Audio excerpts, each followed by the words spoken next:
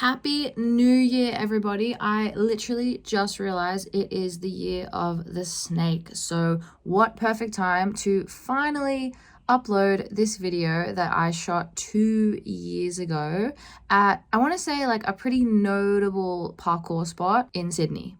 Now, I'm not gonna lie, I'm looking back on it and I'm like, oh, there's a few things that like I would like to change or I would like to edit. You know, I'm a different person 2 years later.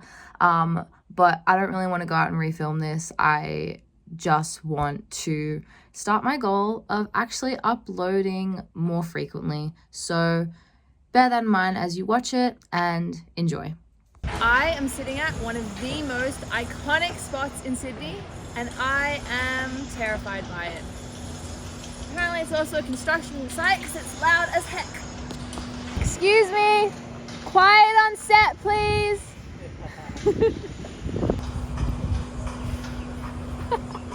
This behind me is Snake Walls, and it has for so many years been a spot that I am scared of. No matter how many times I jump on it, every time I come back to it, it is a mental battle to do it again.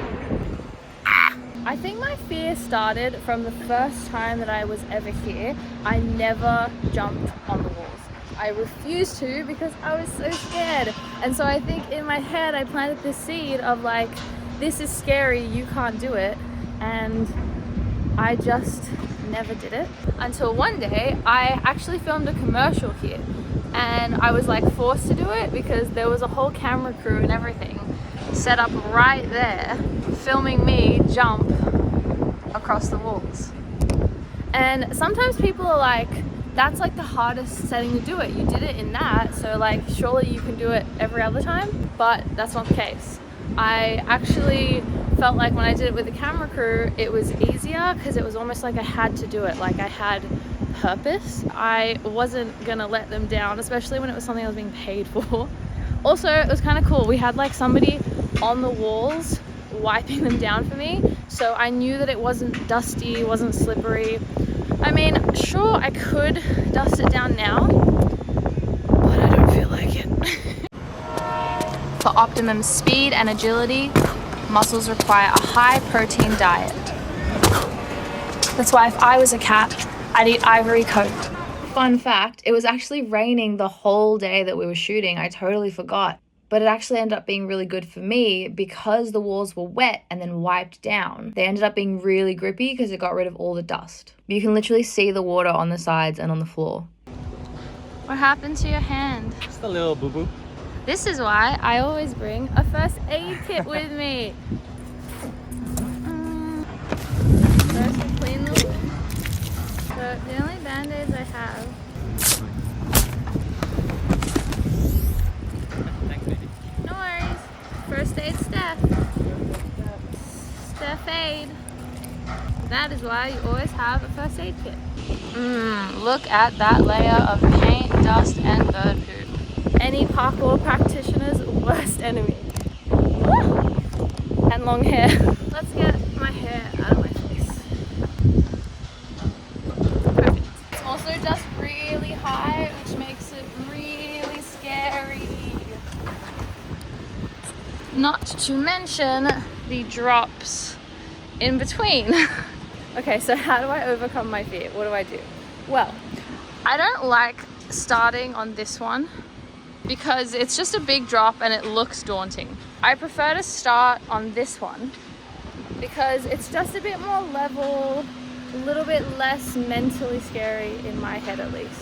Okay, the first thing you need to do is make sure you're properly warmed up, because a mistake that I would always make is I'd come to this and it would be like the first thing I would try to do. Obviously you're not going to feel as confident and comfortable when you've just got to the spot and you haven't done anything to warm up your body.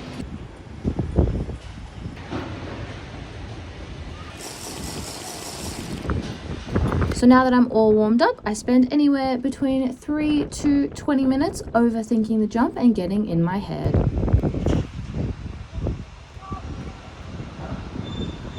It's just something that my toes being on the edge of the height freaks me out. Okay, it is so windy up in here. So basically, after I do the more mentally easier jumps, then I go on to the harder one. I've got a little spot that I identify by this little mossy bit. It's just a bit of comfort because I know I've done it from this specific spot before, just to kind of get myself feeling comfortable and ease into the jump again.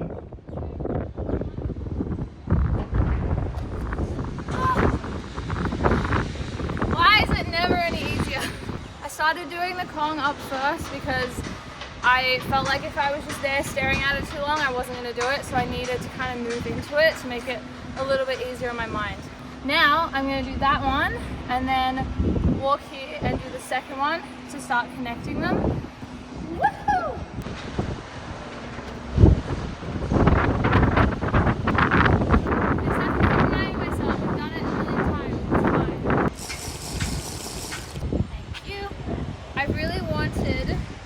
This run as a POV. The first time it was filming in time-lapse, so I lost all my beautiful footage to time-lapse.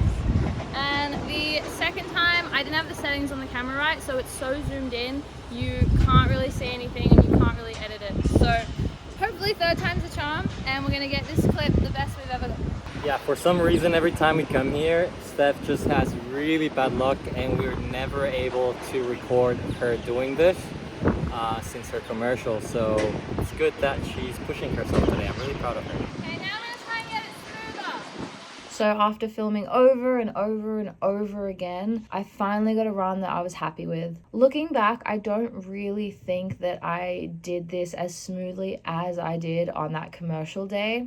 But considering I shot this at a time that I hadn't really been training that consistently, I'm really proud that I got over my fear and I got through it. Woohoo! And that is a wrap. Thanks, Bob! Woo! It's also interesting that now that I am actually training consistently again, I went back to this spot not that long ago and I did so much more than I've ever done. Yes, it was still scary, but I felt so much more confident. So probably some of the issues like in this original video were also just me not really having that consistency, not having that like mental and maybe even physical prep to tackle this, and that's why I felt so scared of it. So consistency in training, mental and physical, obviously help so much when it comes to spots like this and bigger challenges. How do you feel now that you just did it? Now that I've done that, I really think that all my fears at the beginning, like the pain is slippery, there's dust on it, they're all very irrational, like, and they're kind of just excuses. I think the real fear is obviously just in my head, or why would I be scared of it, right? I think I've just built this up to be such a terrifying place that every time I come here, I'm like, oh my God, it's scary. But now that I've done it a few more times, I can probably start planting a new seed in my head of, it's not that scary. You just need to warm up and build up to it, and that's totally okay. When I did the commercial, I was like forced to do it, you know, like I had to make the jump. I had to do it because I was being paid. There was a camera crew there. I have to perform.